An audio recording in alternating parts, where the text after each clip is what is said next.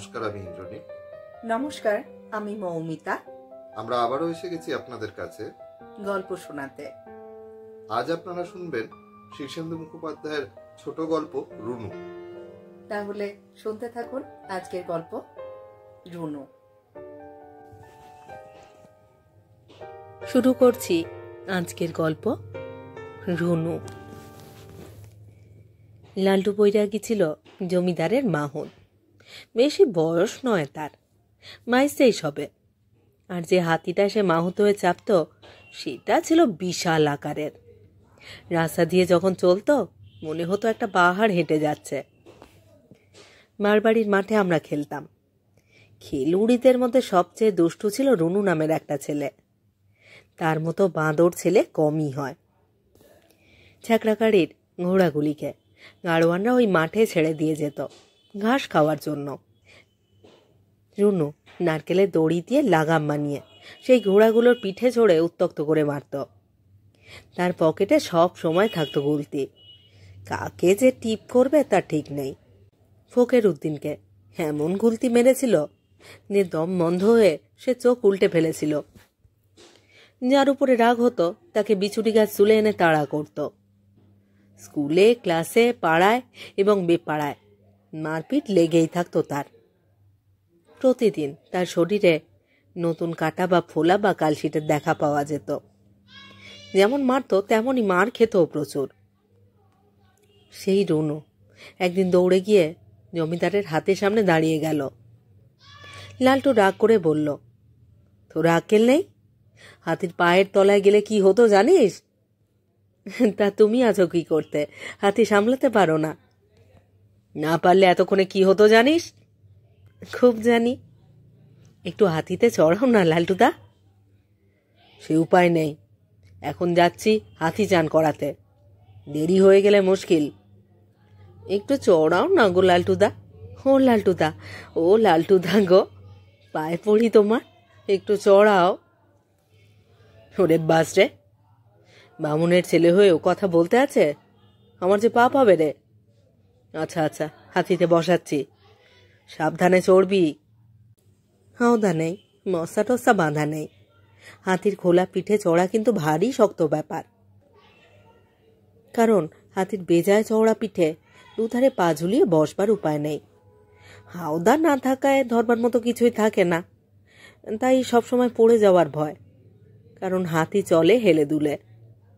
আর একটা অসুবিধে হলো হাতির গায়ের লোম, যেগুলো সূঁচের মতো গায়ে বেঁধে।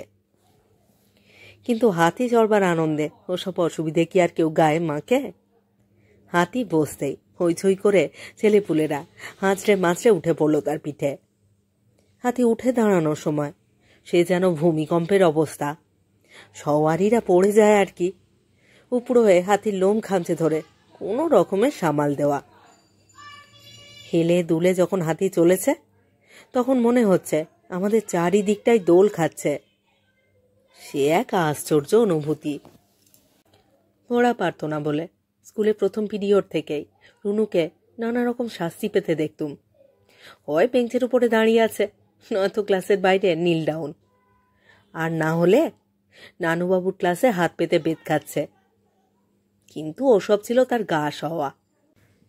একবার ক্লাসে মারপিট করায় মনিটর তার নাম লিখেছিল লিস্টটিতে।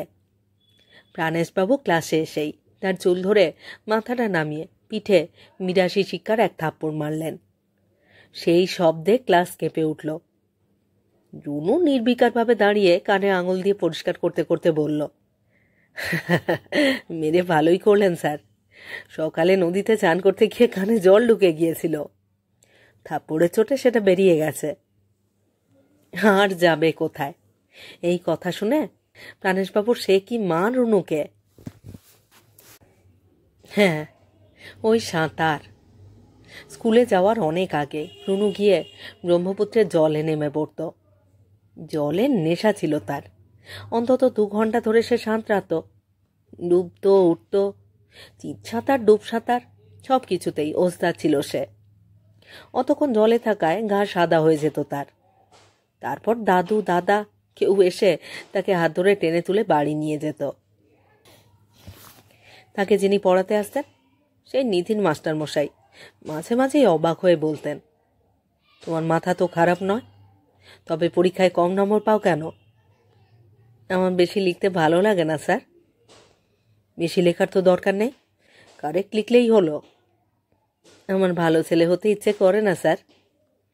কি মুশকিল, তুমি কি ইচ্ছে করে ভুল লিখে দিয়ে আসো?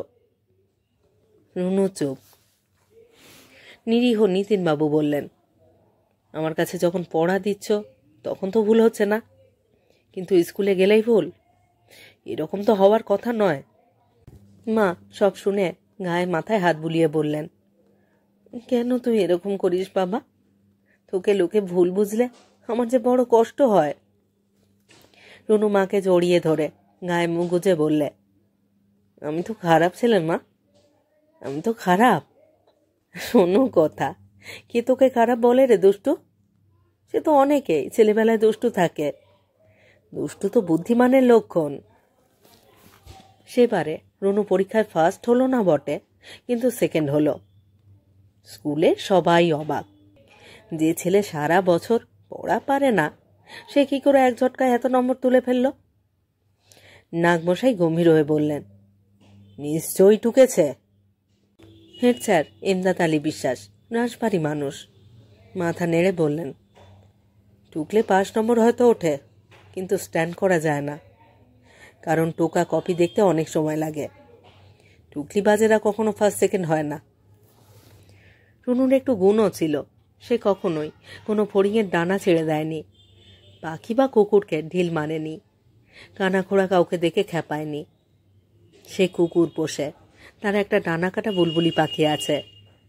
পাখিটাকে কেউ ডানা কেটে ছেড়ে দিয়েছিল, উঠতে পারছিল না, তাকে যত্ন করে সে খাঁচায় রেখেছে। আকাশের দিকে তাকালে তার মন খারাপ হয়ে যায়।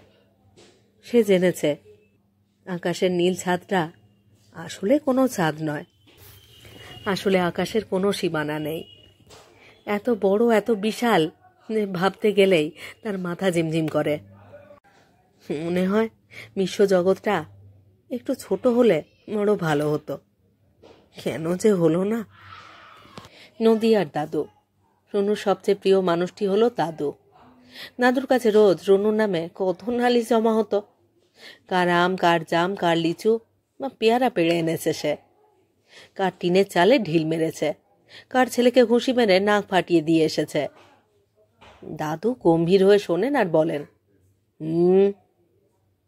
ওই হুঁতেই সব শাসন থেমে যায়। সেই আততাই নাতিকে নিয়েই দুপুরে এক পাতে খেতে বসেন তিনি।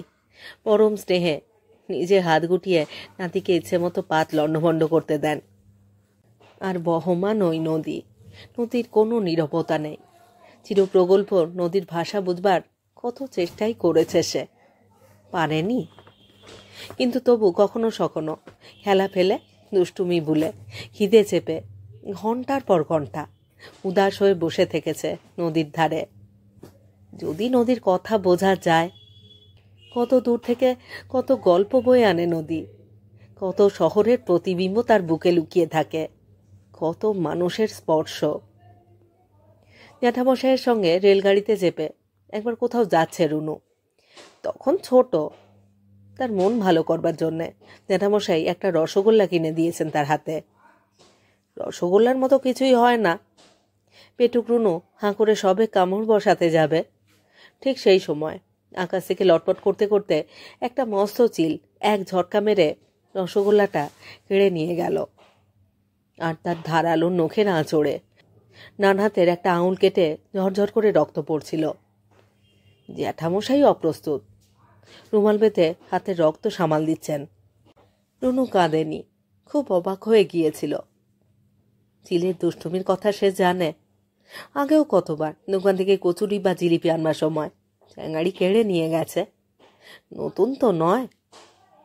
কিন্তু এই যে রসগোল্লাটা এই হাতে ছিল, এই নেই হয়ে গেল, এই বিষয়টাই তার যেতে চায় না। যদি আমাদের গল্প পাঠ এবং পরিবেশনা আপনাদের ভালো লাগে, অনুরোধ রইল আমাদের ছোট্ট চ্যানেলটিকে সাবস্ক্রাইব করে আমাদের সাথে থাকার এবং গল্পগুলিকে আপনাদের কাছের মানুষের সাথে শেয়ার করবার। সবাই খুব খুব ভালো থাকুন এবং জুড়ে থাকুন আমাদের নতুন চ্যানেলের সঙ্গে।